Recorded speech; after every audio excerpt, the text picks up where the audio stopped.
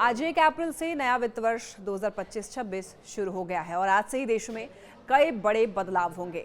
कई महिलाओं और वरिष्ठ नागरिकों के लिए नई स्कीम लागू होंगी। वहीं कार से लेकर के एलपीजी के दामों में भी बदलाव किया गया है और इसके साथ ही कई नियमों में चेंजेस भी आए हैं। आइए इन सभी के बारे में एक एक करके जानते हैं। 1 अप्रैल से क्या हुआ है सस्ता और क्या हुआ है महंगा। सबसे पहले आइए इस पर ही बात कर लेते हैं। सस्ते की अगर बात करें तो एलपीजी सिलेंडर सस्ता हुआ है। 19 किलो वाला कमर्शियल सिलेंडर 44.50 रुपये घट गया है।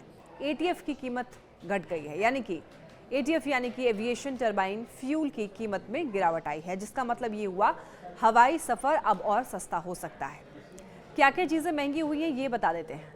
देखिए, 4 व्हीलर महंगा हुआ है। देश की कई बड़ी 4 व्हीलर कंपनी जैसे टाटा मोटर्स, किया इंडिया, हुंडई और होंडा कार्स ने कार की कीमत को बढ़ाने का फैसला लिया है। मारुति सुजुकी की गाड़ी 4% तक महंगी कर सकती है। हालांकि ये भी जो है वो मॉडल पर आधारित है। अब किन किन नियमों में बदलाव हुआ है ये बात कर लेते हैं।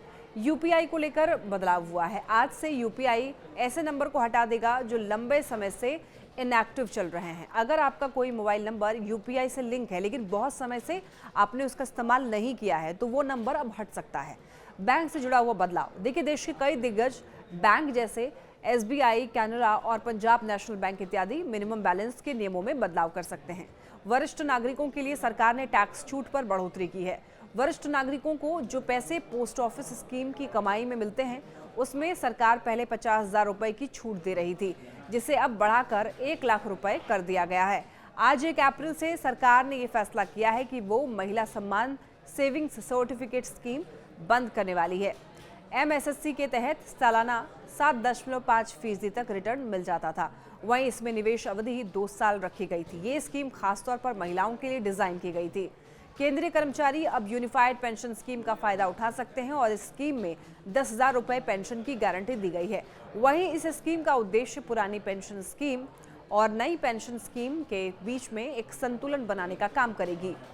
वहीं ये सरकारी कर्मचारियों पर निर्भर है कि वो यूपीएस चुनना चाहते हैं या फिर एनपीएस में ही रहना चाहते हैं।